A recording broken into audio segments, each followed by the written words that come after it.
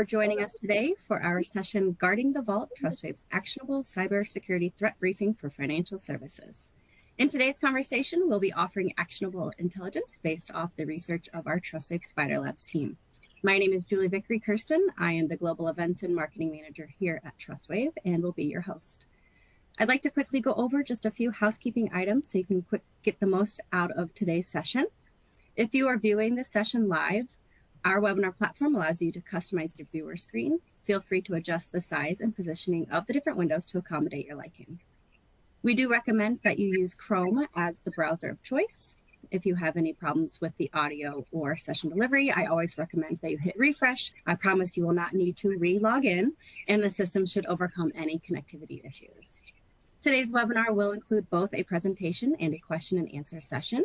You will find the questions window in your webinar screen, and we encourage you to enter the questions as you think of them throughout the presentation, and we will address as many as possible at the end.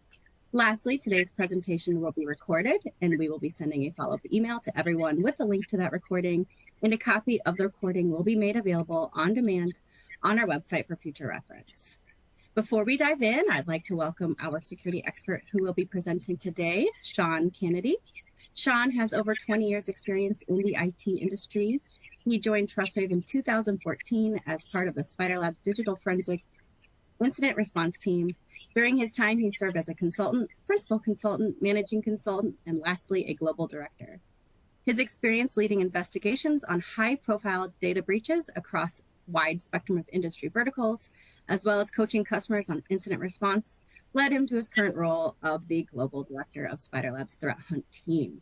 Without further ado, let's get started. Sean, over to you. Thank you, Julie. Wow, after hearing the intro, now I feel really old. I have been in the industry for a long time, and as such, I'm probably a little cynical, but I guess it comes with the territory. I just want to thank everyone for taking time out of your day to join me in this financial services sector threat landscape webinar. That's a mouthful. There's I'd like to thank a lot of the Spider Labs teams that brought this all together. This includes Spider Labs research team, the threat hunt team, the digital forensic incident response teams, penetration teams, the global ISAs in that community as well, with their unique insights into this report.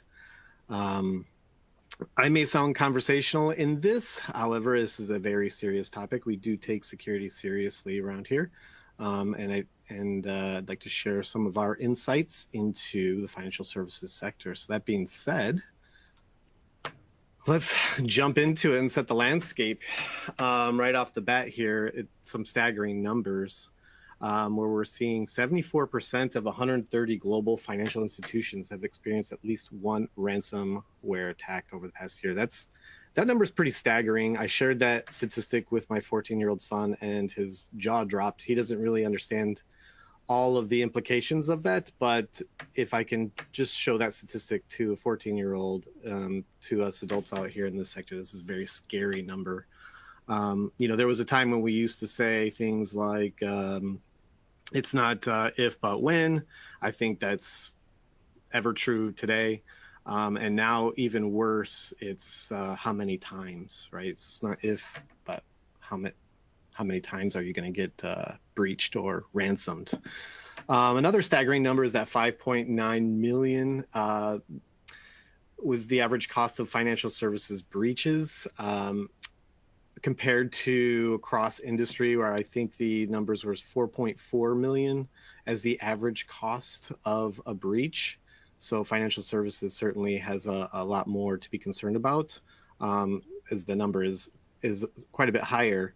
But there are some challenges there when we talk about consumer protections and other things that financial services industries have to deal with post breach. Headlines. Every single day we see headlines of breaches. You could set up an RSS feed and just become overwhelmed with the amount of breaches that we're seeing occur across industry as well as in the financial services industry. One of the things I'd like to point out here on this particular one is the American Banker headline there, where New York regulators fined OneMain $4.25 million over their cybersecurity practices. This is a fine. So, we're talking about when a breach occurs, the amount of cost involved in the investigation of that breach, the remediation efforts, the cost there, and certainly all of the reporting, legal, all of those things, consumer protections, and then only to be fined later as an additional cost. It just becomes very, very expensive to deal with breaches these days. And then the other one I wanted to point out was the Globe and Mail headline there, with financial institutions facing class action lawsuit over the Go Anywhere data breach. So here, Go Anywhere, if you're not familiar with that, was a file transfer application. Certainly, we're seeing a lot of that in headlines. I'll go over that later with Move It and WSFTP. But in this scenario, these financial institutions are being sued for lack of due diligence because of this. So that's just, again, above and beyond, after going through all of those investigation costs, remediation costs, consumer protections, and then only to fall in line to a class action lawsuit on top of that. It's just very daunting, and the amount of money is ridiculous. And this is, again, if this was, a ransomware situation, and unfortunately there are some situations where that ransom is being paid, so there's just an additional cost on top. A lot of money involved, and so this makes it very lucrative for attackers. We understand that there's a lot of security challenges within the financial industry. As there's some unique challenges that the financial services industry face. Certainly, where we're talking about money in the financial services, this is heavy target from a threat actor's perspective. They want to get at that data, and there's money. So wherever there's money, there's going to be bad guys, even going back to the days of just smash and grab robberies at banks. But there's a lot of other information, personal information, PII type things that sometimes are valuable to threat actors of just getting at that information. Obviously, it's heavy regulated industry, which is a bit of a double-edged sword. While it does incentivize higher protections, it becomes very complex, and there are some partnership complexities as a result of that, where you need to work with certain vendors or specific applications. Excuse me. And so that just adds a higher level of complexity in trying to control the data and protect it. And then another one is just, trust as a currency. Certainly, on top of all of those costs we were talking about with the fines and all of that, the risk of losing trust of the consumer is an issue where, if there is a data breach, consumers can just walk away, and that's a big problem as well. Just real quick, there is a comprehensive report. I believe it was made public 2 weeks ago. I highly recommend anyone to download that report.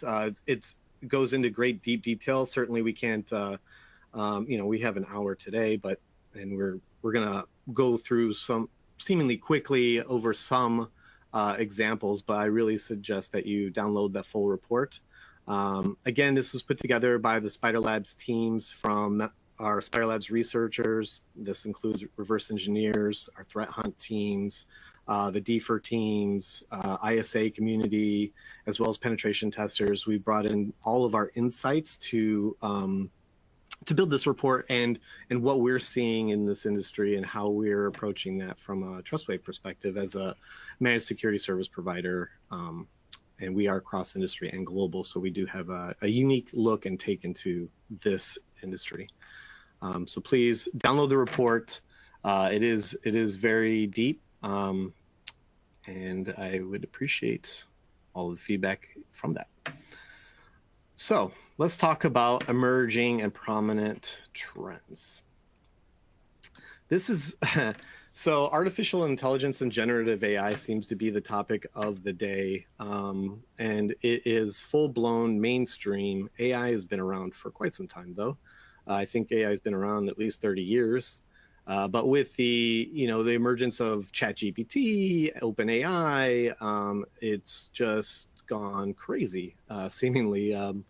There's a lot of FUD out there, so you have to be careful in what you read and really disseminate what's important and what's not important. It certainly can be scary with all of the headlines. I mean, it's intended to be scary, I suppose, to some degree. Otherwise, what's the point of writing about it? But understanding what it is and what it isn't is super important from a security perspective, and what sort of things we should be looking out for.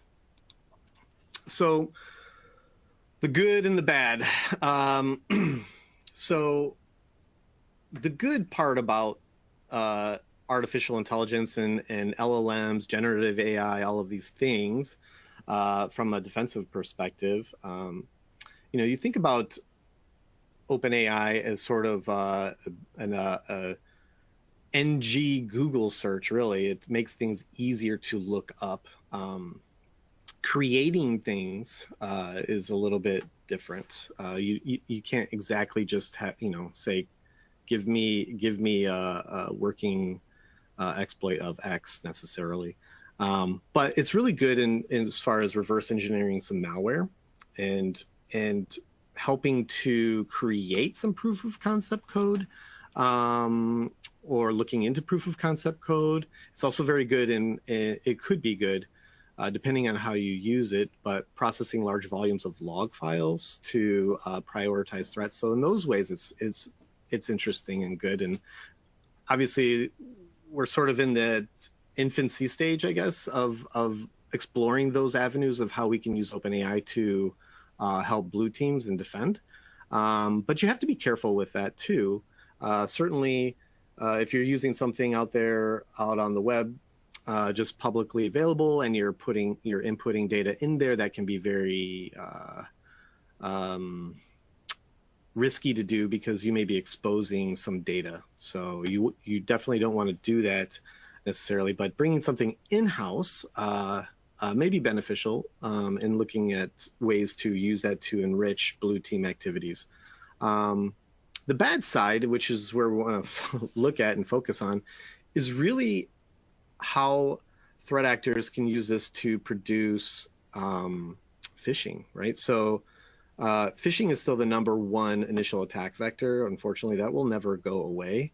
But with this technology, the ROI on phishing it just explodes. So several years ago, we did a report on what is the ROI of a phishing attack, and it's well over like 1,000%, which sounds ridiculous, and it is.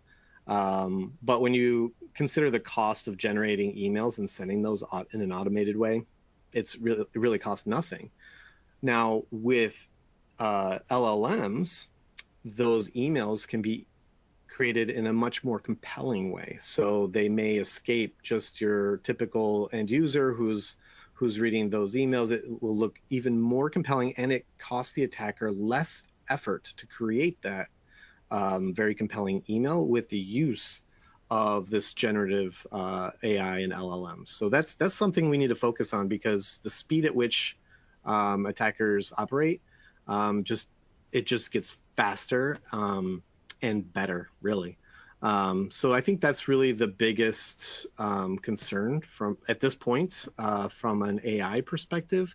Now, ChatGPT, it does have restrictions on it for the public good, I would say, where you can't create malware and things like that. However, of course, the threat actors are going to do what the threat actors do, and they're going to use open source engines to create their own internal AI and lift those restrictions. So this is where we get Worm GPT and Fraud GPT, which is exactly what I was talking about, where they can now automate and quickly write either malicious emails, and even from a code perspective, not necessarily that they're going generate something new, some novel malware with this AI, what they're going to do, it's just going to be easier to create malware code because it is powerful as like a Google plus search, right? Google NG or whatever you want to call it, the search engine capabilities of pulling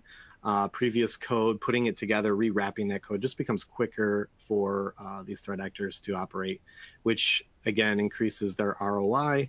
And when we look at malware as a business, well, this helps their business model, keeps their costs low. So ransomware.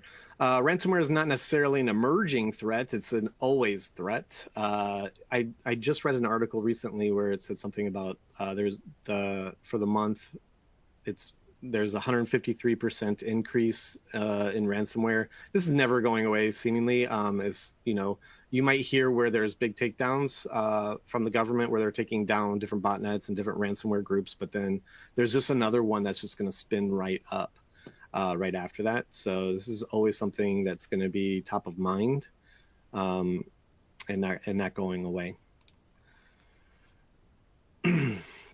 So targeting financial services, we see CLOP. Certainly, there's been a lot of headlines surrounding that with the MOVE IT attack, which was, I guess it wasn't, not everybody's using MOVE IT, so it wasn't as global as something where, Microsoft O-Day, but certainly significant where a lot of financial industries were using MOVE IT.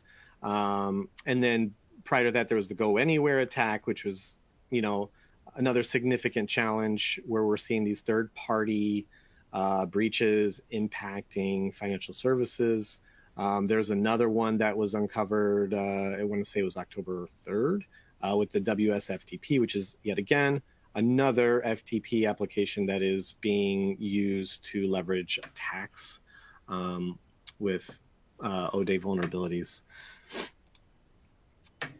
So this is a good segue right into, supplier and third-party risk. And we were talking about the interconnectedness of, where, financial services has a need to connect with other businesses, whether that's, through FTP and sharing of files or some other measures, but there's always going to be some form of interconnectedness. So that becomes a weak point. So while you in the financial services industry may have a good, secure location, everything's pretty well under control, your weakest point is still going to be that third party that has access or that you're doing business with. And so understanding what their security strategy is important too.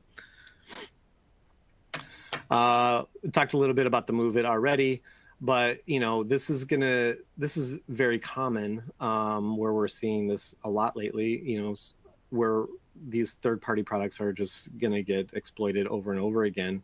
Like I mentioned before, the WSFTP application, there was a vulnerability that was released. I think it was CVS score of 10, and a proof of concept code was released the same day.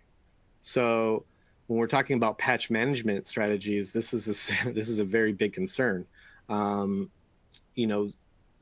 It's very important to understand, what third-party system or third-party applications we're using in our space, because these vulnerabilities are always going to pop off, and we have to be aware of A, what we're using, and B, have a strategy around, these 0 days as they get released. It used to take, several days to weeks before proof of concept code was out there, but it's going to be faster. And now again, with that generative AI, working through proof of concept code may be even quicker. So just like in the case of WSFTP, proof of concept code was released the same day. So regular scans, pen tests, obviously those are good mitigations. Another strategy might be to just run daily checks on CVE databases to ensure that the technologies that you are using, where there might be remote code execution type of vulnerability of a certain level, is patched immediately. So almost like a O-day patching strategy may be beneficial in today's day and age where these things just happen to be built very quickly. All right, so moving on, we'll talk about the attack flow. This is not necessarily unique to financial services. This is just a generic attack flow. This is, how it always works generally. An attacker needs to gain initial foothold in the environment. That can come in many forms, whether it's phishing, brute forcing, or some other way.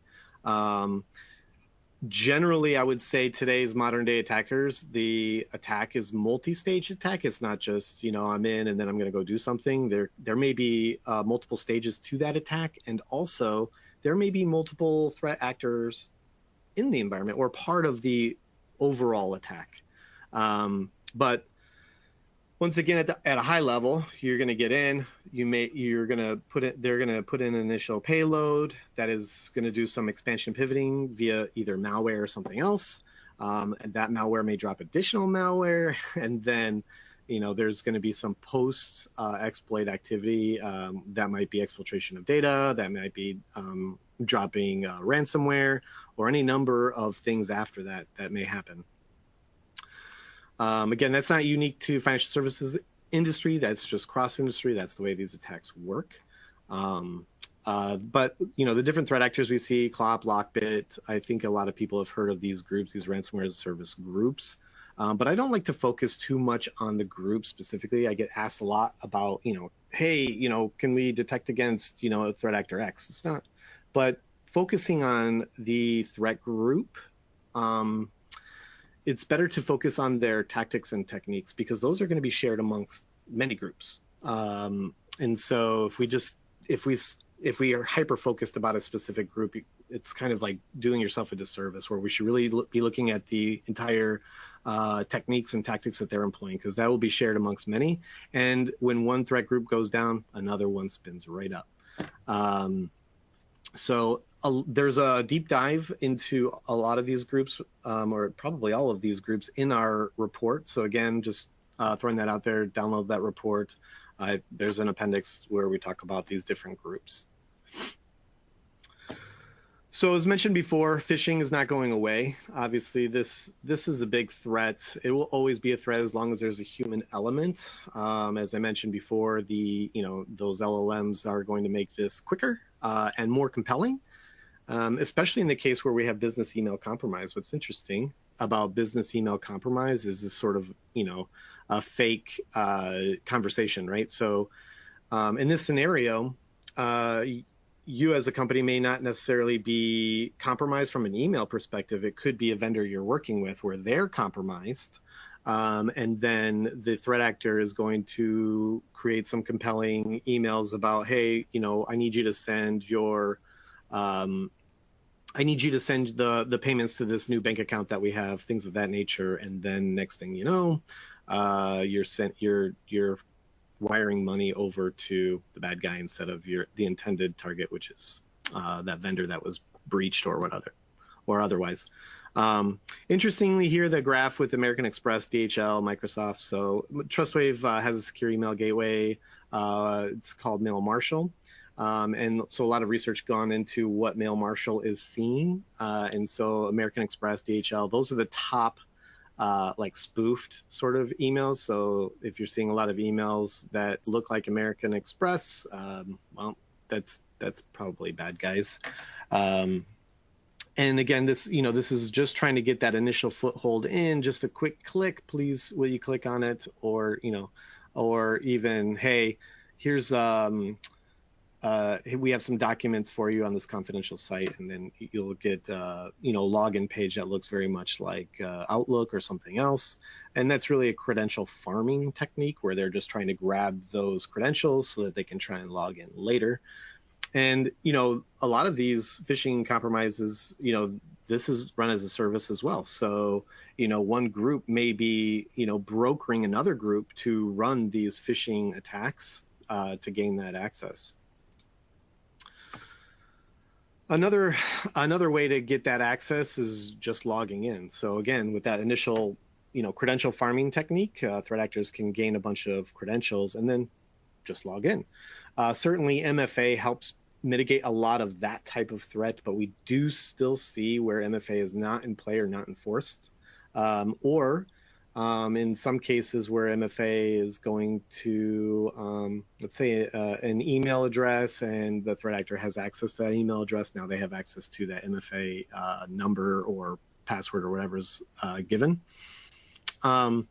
What this chart is showing here is some activities that we're seeing from the threat hunt side. So we're always looking for these techniques and exploitation of these techniques. And what we find, especially in the financial services industry, where you see that 45%, we see a lot of risk opened up there. We'll see RDP open to the internet, things like that. So RDP is remote desktop protocol, typically used from a systems administration perspective or logging in remotely. But it is a risk when having that exposed to the greater internet. There's certainly scanners out there that are looking for, port 3389. And then what they'll do from there is they'll either try a credential stuffing or they will try and brute force that. But this is a big concern, especially when we have a lot of systems everywhere. Certainly in the cloud days, it's very easy to just spin up a system for a test, let's say, and forget about it. And the next thing you know, the attacker has access to it and inside the environment. So big risk vector there. Vulnerability exploitation. Obviously, we talked about this with the MOVE-IT and things like that. O-days are always going to happen. That's the nature of this business that we're in. There's always going to be researchers, bad or good, that are looking for ways to expose vulnerabilities in software. That's not going to go away anytime soon. That's just natural to happen that way. And what's interesting here about this graph is that we're still seeing attacks being leveraged or scanners being used for the Log4j, which is 2021, right?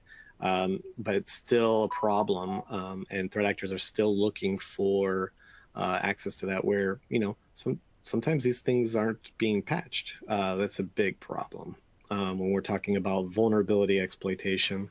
So really having a really good, patch strategy is important. And again, I mentioned, a suggested strategy of an O-day patch strategy where, if you see an O-day with remote code execution, type of exploit, and it's some critical asset, you may want to just deploy patch day one because this proof of concept code is being released within days. So once we get past that initial payload, generally there's going to be either a loader or some sort of stager, an additional or initial stage malware that's going to be dropped. I'm going to talk about bootloader here in this example, but this is an interesting example because this is another initial access type of threat where bootloader it's a loader malware, but it has its own, it uses initial access as a service. So what we're seeing is threat actors are what they're doing is search engine optimization to put out something that somebody wants. So like a contract, or somebody might Google for I need a contract for rental agreement or things like that. Something that they're seeing a lot of activity around from like a Google Hits type of thing. So they want to target that sort of Google search. And what they'll do, there's a number of things that they can do, but one of the ways that they'll do this is they'll create sort of a fake forum, and so as an attacker, they'll pose the question, hey, I'm really looking for a rental agreement for XYZ apartments or something like that. And then the threat actor will then respond, hey, I've got these rental agreement contracts. These are really good. I've been using these for years. And that will be something to download. So Now, as you're searching, as a typical user is doing a Google search, they'll see that on the top of the list from their Google search. Oh, this is cool. They're looking for the same thing I am, and they'll download this zip file that has JavaScript, an encoded JavaScript file. It will look like, Word document or, something like that, or PDF, but it'll have a .js. And what that code is going to do, once the user opens it, it's going to then connect to a C2, and it's going to pull down it's going to do a GET request and pull down some encoded blobs and throw that into a registry key. And it's going to create a scheduled task to read those registry keys. They're heavily encoded, but it uses PowerShell.dll to read those, and it's going to read those right into memory. So now it's sort of fileless at this point, right? So in memory, it's going to decode all of that obfuscated code, and it's going to then reach out and grab additional malware. So this is why it's a loader type of malware. So when I was talking about the multi-stage attack, this is one of those where it's all built in. So the first stage was getting that loader. Then the second stage is that loader is now going to load additional malware, and that could be anything. Really, it could be flavor of the day for the threat actors, whatever is typically the hottest and greatest. It could be like GootKit, and maybe another thing you've heard about. So GootKit is different than GootLoader. GootKit is a banking Trojan that will do screen grabs, key logging, things like that. Or it could just grab Cobalt Strike, which we've seen quite a bit of recently, where it'll grab Cobalt Strike, which is a post-exploitation tool. It has a lot of functionality. And then those tools are then leveraged to either drop additional malware, because they can be used as loaders as well, or, end game ransomware or something else malicious like that. So that's typically how that works, is sort of a land and expand. And, you may also see, sidecar malware. So in 2020, we did a report on what we called Golden Spy. So I won't go deep into what this is, but basically it was tax software for businesses that are doing that have offices in China. And so you have to do VAR tax, and you have to use, is mandated, some tax software either by Izeno or by Wang. And what we found is that the Izeno tax software, it came with a little bit of a sidecar that was an updater, I'm air quoting updater software, even though Izeno's tax software had its own updater that did a lot of fishy things. It came with the tax software, and it reached out and did a lot of interesting connections. It obfuscated itself. It made sure that it was always running, so it had some persistence mechanisms. And we proved that it could also be used as a remote access Trojan. So you could log into it and then perform whatever you wanted. If you're very interested in that, I would suggest going back. I'm sure it's still on our blog from 2020. It goes back a ways. But the idea here is that the sidecar malware is also a threat where we're seeing just comes along with, you can, supply chain attack type of event. We also see this type of thing when you're downloading free software. Certainly there's a bunch of free software out there, and then you'll download that, hey, this is cool, it's free, but it also comes with a little bit extra. You get the free software, but you get a little extra with it. So that becomes very risky. So ransomware, obviously, everyone knows what ransomware should. Even my 14-year-old understands ransomware, which is unfortunate. But this isn't going away. What we're seeing in the financial services industry is that the largest victims come from the United States, with a second place of India, and Russia and Mexico coming in third place on that. This attack is not going to go away. I think, though, one of the main points I want to make about ransomware, and I might go on a little bit of a tangent, is that I get asked a lot, quite a bit actually, about detecting ransomware. And detecting ransomware is, I guess it's important that you want to have some technologies in place that may detect rapid encryption of files and just sort of shut that down. But just like I don't want to get hyper-focused on specific threat actors, I don't want to get hyper-focused about ransomware from a detection and prevention perspective, or even a threat hunting for sure, because there's a lot of things that happen left of that in that kill chain before the ransomware. Ransomware is endgame. So we really want to focus on those weaponized banking Trojans, the phishing emails, those pieces. We really need to focus on mitigating those risks and threats before the ransomware. And I know that's hard to even think about sometimes because, all you see every day is ransomware, ransomware, ransomware. But it's really those stagers and loaders that we really need to focus on and really adopt measures to detect and respond to those things before a ransomware event. And even further left of that, where we're talking about vulnerability exploitations and things of that nature, those are more important to address than endgame ransomware. Of course, it's important from a response perspective and how do you respond to a ransomware event. But we want to move left of that part of the kill chain, as that is endgame. And then just to talk about some misconceptions there from a threat hunt perspective. I've been asked, can you hunt for ransomware? Look, you don't need to hunt for ransomware. It will tell you it's there. That's the whole point of the ransomware. So exfiltration and post-compromise, a lot of the times this is sort of in parallel or actually just before an end-game ransomware attack or ransomware deployment, I should say. But we are seeing a lot of, exfiltration of data. I think even recently where we've seen, I think it was CLOP that's just sort of, not even worrying so much about deploying a ransomware and just exfiltrating data and getting money quickly.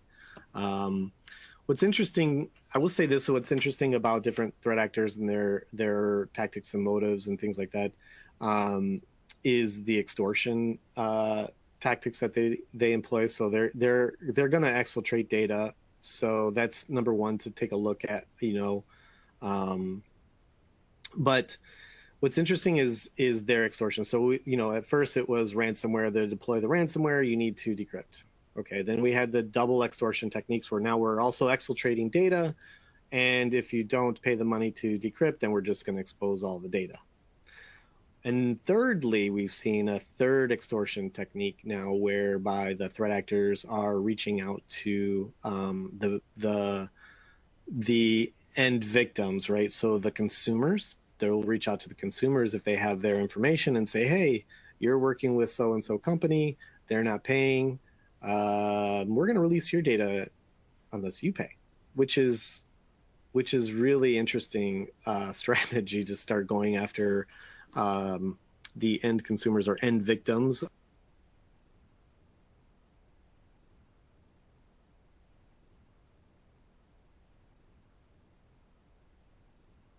And mitigating those types of risks as you go along in your information security strategies. Again, ransomware is super important, but looking at exfiltration, post-compromise, and then further left of the chain, those Trojans, things of that nature are very important to mitigate first.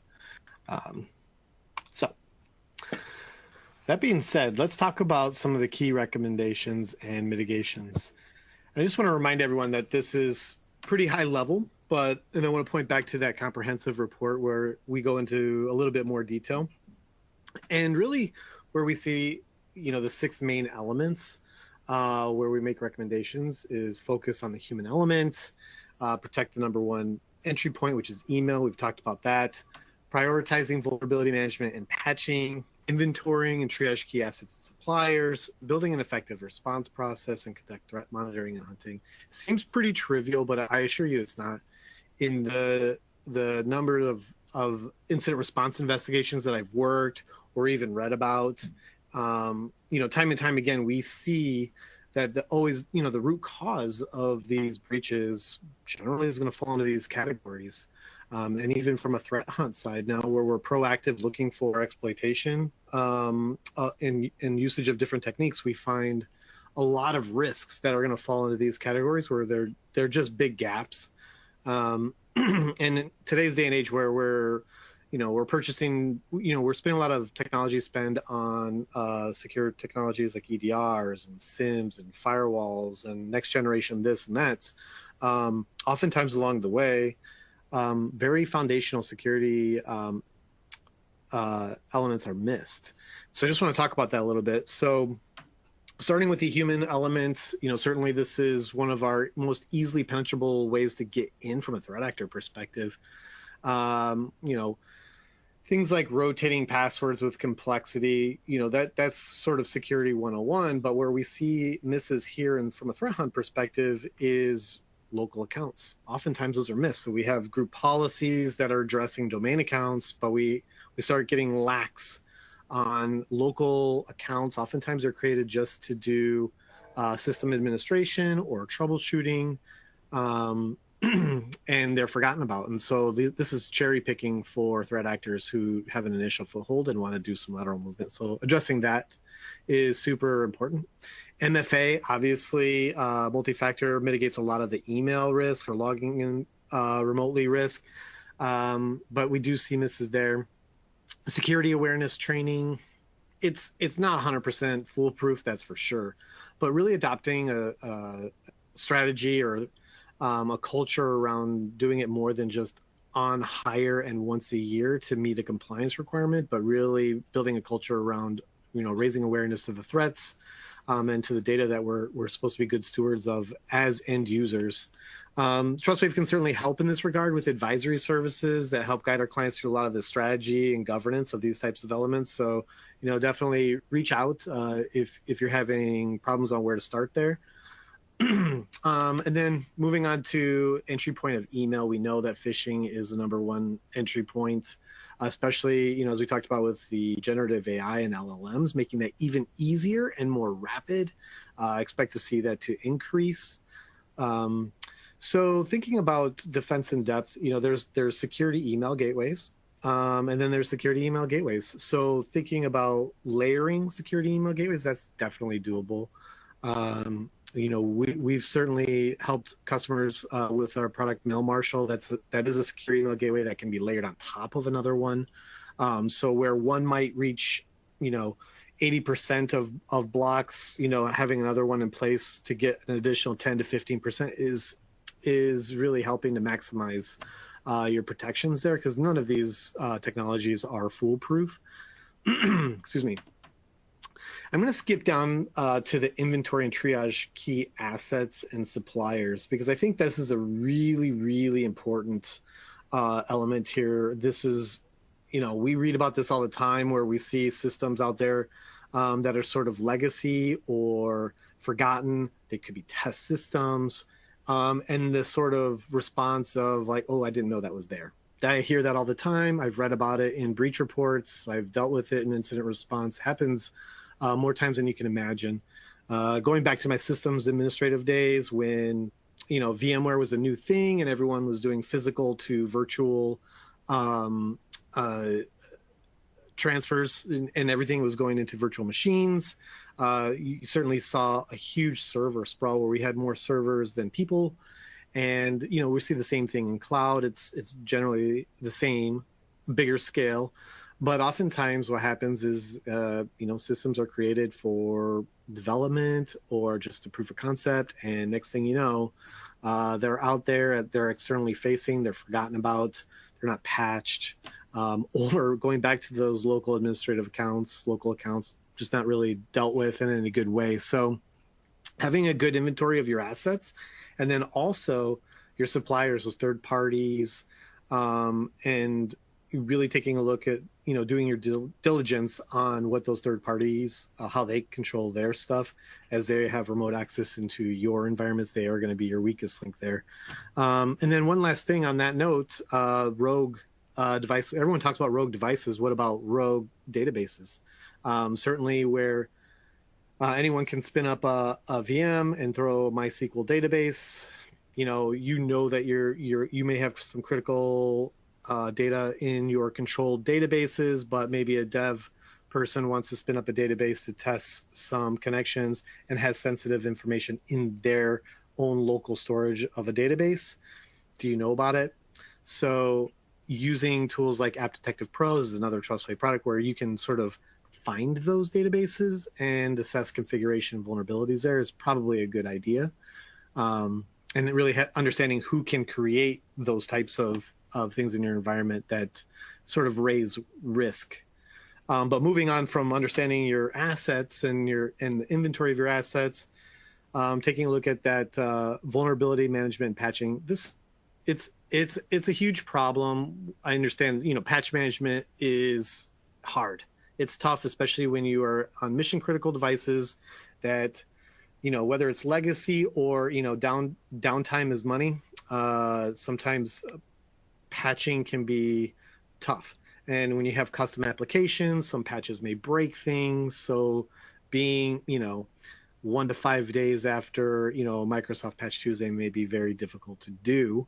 But introducing some strategies around that, as I mentioned before, earlier, where we're talking about, 0-day patch management, that might be a strategy where we're looking at externally facing critical assets that have a 0-day vulnerability announced, really jumping on top of that, monitoring CVE databases, because those proof of concept exploit codes are developed, day 0 or day 1.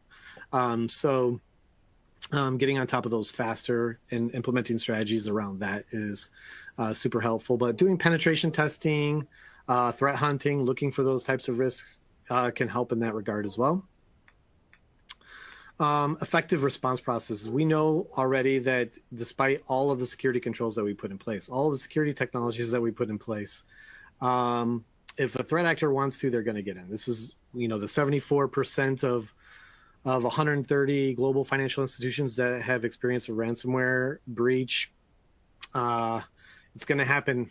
So really having a detection and response process, a well-defined one, tabletopped, exercised, is very important. So from the detection perspective, obviously, having MDR provider that's eyes on glass all the time, all the way through to strong response with defer retainers, with access to reverse engineering is super important. Makes it very seamless. We can certainly help you with that, but building out that sort of from detection to response seamless strategy, an attack when there is an attack is absolutely imperative. Of course, I'm running the threat hunt team, so I will always say, hey, you should definitely be threat hunting. It's true, because the technologies are only going to do as much as technologies know about. You still need a human to fight humans.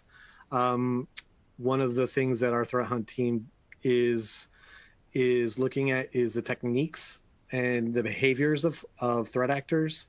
Oftentimes where we don't find a malicious threat actor, we are always finding some risk in the environment that is really not going to alert via, an EDR technology or SIM necessarily. It's just going to be exposure. And so, each and every hunt should come up with some sort of advisory at the end of that to identify risks and shore up those gaps.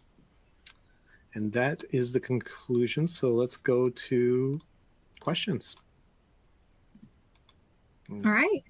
Thank you, Sean. And as a reminder, you will be receiving a copy of the webinar recording via email by the end of the week, along with a link to download the briefing. And if you're interested in learning more about today's topic, you can submit a request by clicking on the mail icon at the bottom of your screen. At this point, Sean, we've had a number of questions come in, but everybody please continue to submit your questions and we will we'll get to as many as possible before the end of this hour. All right, Sean, first question. Do you expect attacks against FinServ to increase in the future? I think attacks will increase wherever there is money to be gained. So I think it's really a cross-industry question. Attacks will always increase. I don't know that financial FinServ specifically, is going to be, an increase just in that particular industry.